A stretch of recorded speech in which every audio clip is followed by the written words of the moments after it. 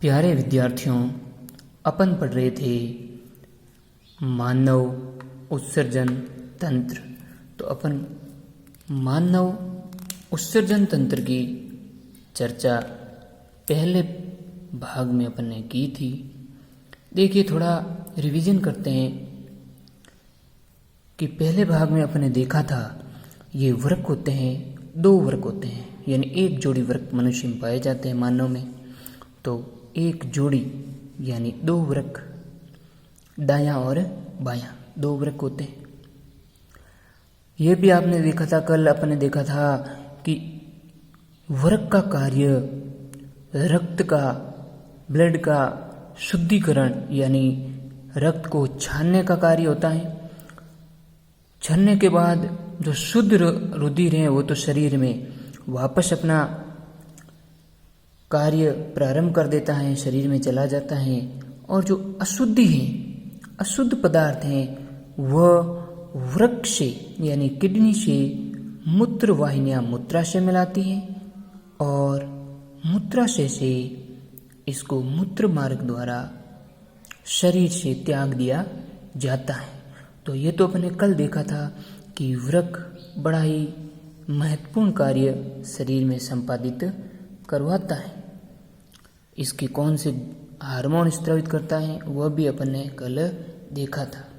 तो देखिए, जो ये वृक्क है जिसमें आप देख रहे हैं कि सेम के आकार के बीज का था और वृक्क के द्वारा शरीर में रक्त की शुद्धिकरण होता है और अशुद्धियों को ये मूत्रवाहिनियाँ, और मूत्रवाहिनियाँ भी एक जोड़ी यानी दो होती हैं। मूत्रवाहिनियाँ भी कितनी होती, दो होती हैं, एक जोड़ी। फिर आप देखिए ये मूत्राशय और मूत्र मार्ग द्वारा अपशिष्ट को शरीर से त्याग दिया जाता है। ये तो थी कल की बात है। आज अपन इसको और विस्तृत रूप से पढ़ें कि वृक्क में ऐसी कौन से भाग होते हैं कि ये क्रिया संपादित होती है और कौन कौन से भाग पाए जाते हैं। वृक्क बड़ा ही जटिल संरचना है, इसको और विस्तृत रूप से अपन विस्तार से पढ़ेंगे, वृक्क को पूरा विस्तार से पढ़ेंगे। तो आज अपन वृक्क के महत्वपूर्ण भाग कौन से हैं उसको लेकर अपन चर्चा करेंगे। तो देखिए, जो ये वृक्क हैं जो आप देख रहे हैं वृक्क की संरचना, इसको अपन विस्तृत रूप से इसको देखें तो देखिए ये जो संरचना है, बाह्य संरचना है वृक्क की, वह कैप्सूल कहलाती है। क्या कहलाती है? कैप्सूल कहलाती है बाह्य संरचना। आंतरिक संरचना में आप देख रहे हैं उसे कॉर्टेक्स कहते हैं। क्या कहते हैं? कॉर्टेक्स कहते हैं। और ये जो है ना, इसके ऊपर जो ये त्रिभुजाकार संरचना पाई जाती है। कैसी? त्रिभुजाकार संरचना पाई जाती है किसके? वृक्क किडनी के अंदर। जैसे आप देख रहे हैं चित्र में, त्रिभुजाकार संरचना ये पाई जाती है। इसे मेडुला भाग कहते हैं। क्या कहते हैं? मेडुला भाग कहते हैं। और जहाँ ये मेडुला भाग की जो त्रिभुजाकार संरचना है, ये जिस स्थान से जुड़ती हुई पड़ती नलिकाओं द्वारा जुड़ती है, वह बर्तनी के स्तंभ कहलाते हैं। क्या कहलाते हैं? बर्तनी के स्तंभ कहलाते हैं। और आगे ये संरचना जब मूत्रवाहिनियों से नलिकाएं जुड़ रहती हैं उसे बेलिनाई की नलिका कहते हैं। तो ये तो आंतरिक भाग हैं। इसके देखो, अभी ये अपन इसको विस्तार से देखेंगे, एक एक भाग को विस्तार से इसकी चर्चा करेंगे कि कैसे इसमें क्या बना होता है, कैसे बना होता है। तो आप देख रहे हैं, आप चित्र में देख रहे हैं, चित्र में आप संरचना देख रहे हैं बिल्कुल कि बाह्य भाग, जो बाह्य झिल्ली है उसको कैप्सूल कहते हैं। तो अब देखिए, एक एक भाग को अपन पढ़ते हैं। पहला ही पढ़ते हैं कैप्सूल भाग। कौन सा भाग पढ़ते हैं? कैप्सूल भाग की संरचना का ही अपन अध्ययन करेंगे। तो देखिए, कैप्सूल ये क्या होता है, किससे जुड़ा रहता है। तो देखिए, कैप्सूल भाग को अपन इसमें चर्चा पहले ही करेंगे। तो कैप्सूल भाग में आप देखिए, शुरुआत कैप्सूल से करते हैं। तो कैप्सूल होता है, ये बाह्य सतह यानी किडनी की बाह्य सतह होती है। किडनी की जो यानी वृक्क की बाह्य सतह बाह्य सतह को क्या कहते हैं? कैप्सूल कहते हैं। क्या कहते हैं? बाह्य सतह को ही किडनी की वृक्क की बाह्य सतह को ही कैप्सूल कहते हैं, जैसे आप अपने चित्र में देख रहे हैं, बाह्य सतह। फिर अपने इसके भागों में दूसरा देखें, दूसरा बहुत महत्वपूर्ण भाग कॉर्टेक्स। कौन सा? कॉर्टेक्स भाग। कॉर्टेक्स भाग से क्या है? देखिए, कॉर्टेक्स ये होता है, इसमें देखो ग्लोमेरुलस और समीपस्थ कुंडलित नलिकाएं पाई जाती है। क्या पाई जाती है? अपन इसको आगे और विस्तार से क्या होता है ग्लोमेरुलस वगैरह इसको भी पढ़ेंगे। ग्लोमेरुलस, ग्लोमेरुलस और समीपस्थ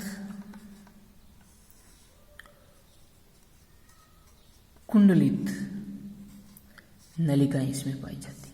तो कॉर्टेक्स भाग आंतरिक भाग है कॉर्टेक्स, जिसमें ग्लोमेरुलस और समीपस्थ कुंडलित नलिकाएं इसमें पाई जाती। तो ये तो आंतरिक भाग अपन देखा कॉर्टेक्स भाग में। ये देखो आगे अपन इसको तो देखो कैप्सूल बाह्य सतह आप देख रहे हैं, और कॉर्टेक्स आंतरिक भाग में ग्लोमेरुलस और समीपस्थ कुंडलित नलिकाएं पाई जाती। और इसके भागों को अपन देखें विस्तार से, तो आगे और उसके भागों में देखें तो देखिए आगे अपन इसका भाग तीसरा पढ़ते हैं, मेडुला भाग। तीसरा कौन सा भाग पढ़ते हैं? वृक्क के मेडुला भाग। कौन सा?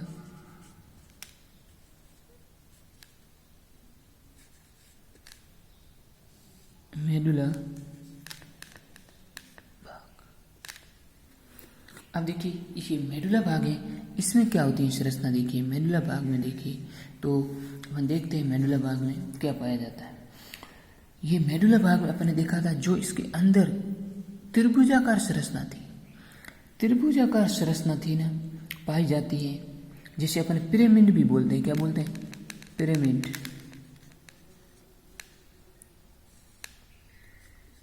तो ये त्रिभुजाकार संरचना पाई जाती है, जिसे अपन पिरामिड भी कहते हैं।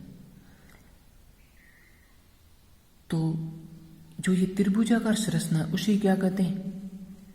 मेडुला भाग कहते हैं।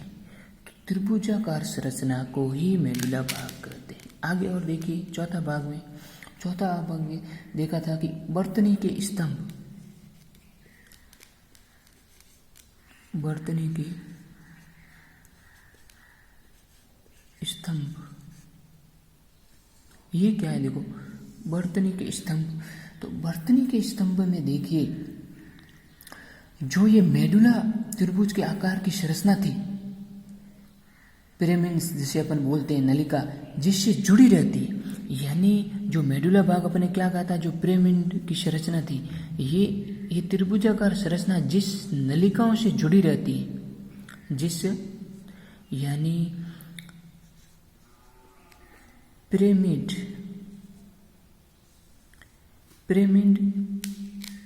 जिस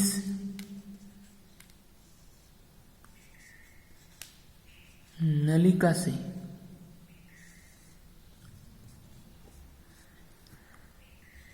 जुड़ा रहता है,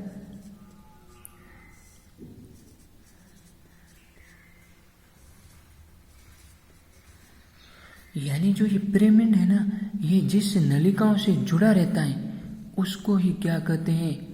वर्तनी के स्तंभ। क्या कहते हैं? वर्तनी के स्तंभ कहलाते हैं, जिससे ये जुड़ा रहता है। तो देखो मेडुला भाग में आप देखें त्रिभुजाकार संरचना मेडुला भाग, और जो ये मेडुला भाग जिस नलिकाओं से जुड़ा रहता है वो वर्तनी के स्तंभ कहलाते हैं। क्या कहलाते हैं? वर्तनी के स्तंभ कहलाते हैं। और देखिए तो ये वर्तनी के स्तंभ अनेक सूक्ष्म नलिकाओं से बटकर मुख्य नलिकाओं का निर्माण भी करते हैं। अनेक सूक्ष्म नलिकाएं इसमें पाई जाती हैं, अनेक सूक्ष्म नलिकाएं पाई जाती हैं। तो एक मुख्य नलिका का निर्माण करते हैं। क्या करते हैं? जिसे मूत्रवाहिनी से आगे ये मूत्रवाहिनी से ये नली जुड़ती है, जो मूत्राशय में खुलती है। तो ये वर्तनी के स्तंभ अनेक सूक्ष्म नलिकाओं का जाल होती है। फिर देखो नेफ्रॉन एक भाग आता है, कौन सा भाग, इसके अलावा एक नेफ्रॉन भाग आता है, वृक्क का ही भाग है नेफ्रॉन। ये क्या है देखो, नेफ्रॉन है एक किडनी में, यानी जो ये वृक्क है, वृक्क या किडनी बोल सकते हैं, इसे अपन क्या बोल सकते हैं, वृक्क या किडनी। ये जो एक वृक्क किडनी में ये लगभग 10 लाख पाई जाती है, किसने, 10 लाख जटिल संरचना होती है। कितनी होती है, 10 लाख जटिल संरचना पाई जाती है, 10 लाख जटिल संरचना पाई जाती है। तो नेफ्रॉन को वृक्क का संरचनात्मक और क्रियात्मक, ये ना जो वृक्क है ना, वृक्क का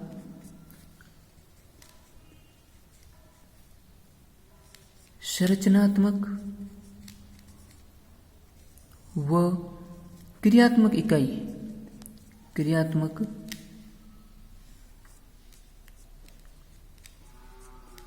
इकाई।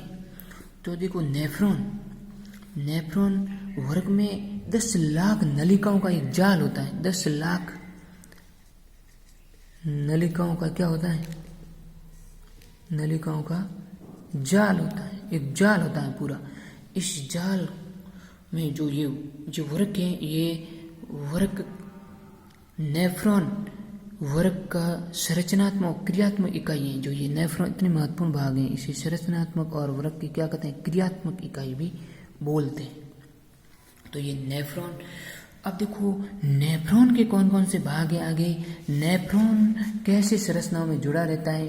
तो देखो नेफ्रॉन के भाग मेलपिगिकाएं, बोमन संपुट है ना, समीपस्थ कुंडलित नलिकाएं, दूरस्थ कुंडलित नलिकाएं, हेनले लूप वगैरह, ये है ना पूरा एक इसकी संरचना है, किसकी, नेफ्रॉन के पूरे, एक नेफ्रॉन की पूरी संरचना है। उसका अध्ययन अपन करेंगे कल। नेफ्रॉन को कल इसके विस्तार से चित्र के द्वारा समझेंगे। आज अपने पढ़ा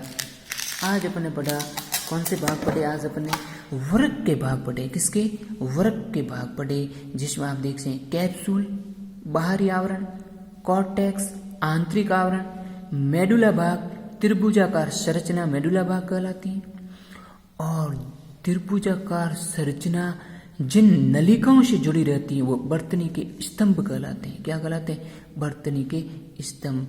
आगे देखो ये वर्तनी के स्तंभ बेलिनाई की नलिकाओं से, ये नलिकाओं का जाल होता है, बेलिनाई की नलिकाओं से जुड़े रहते हैं। यानी जो ये आप देख रहे हैं बेलिनाई की नलिकाएं आगे एक विस्तृत रूप से संरचना बनाते हुए किससे जुड़ जाती हैं, ये जो मुख्य संरचना का निर्माण करते हैं, जो मूत्र वाहिनियां इससे जुड़ी रहती है, और मूत्र यानी अपशिष्ट पदार्थ को मूत्रा से मिलाने का कार्य होता है। और फिर मूत्रा से जब भर जाता है तब इसको अपशिष्ट पदार्थों को शरीर से क्या कर दिया जाता है, मूत्र मार्ग द्वारा निष्कासित कर दिया जाता है। ये तो मानव उत्सर्जन तंत्र की बातें हैं। तो देखो ये वृक्क के महत्वपूर्ण भाग अपने देखें, कॉर्टेक्स जो आंतरिक भाग, कैप्सूल बाहरी भाग, मेडुला भाग जो त्रिभुजाकार संरचना जिस नलिकाओं से जुड़ी रहती है वो वर्तनी की नलिकाएं, और वर्तनी की नलिकाएं बेलने की नलिकाओं द्वारा आगे विस्तृत जटिल संरचना बनाती हैं और मुख्य संरचना से जुड़ जाती हैं, जिसे मूत्र वाहिनी कहते हैं। तो ये तो थी इसकी। आगे अपन एक और भाग देखा जिसे अपन ने कहा नेफ्रॉन इसका ही आंतरिक भाग है, जो अपन इसको कल विस्तृत रूप से इसकी नेफ्रॉन को पढ़ेंगे। तो देखिए छात्रों, प्यारे विद्यार्थियों या मेरे प्रिय साथियों, जो भी ये क्लास देख रहे हैं ज़्यादा से ज़्यादा सब्सक्राइब करें, आगे अपने दोस्तों को भी भेजें, लाइक करें, और इसका क्लास का ज़्यादा से ज़्यादा उपयोग करें, ज़्यादा से ज़्यादा देखें और अपने ज्ञान में वृद्धि करें। थैंक यू, धन्यवाद।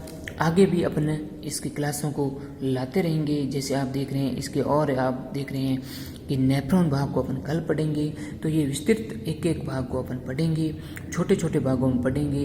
तो ज़्यादा से ज़्यादा इस चैनल को सब्सक्राइब करें और शेयर करें और लाइक करें। जय हिंद, जय भारत माता।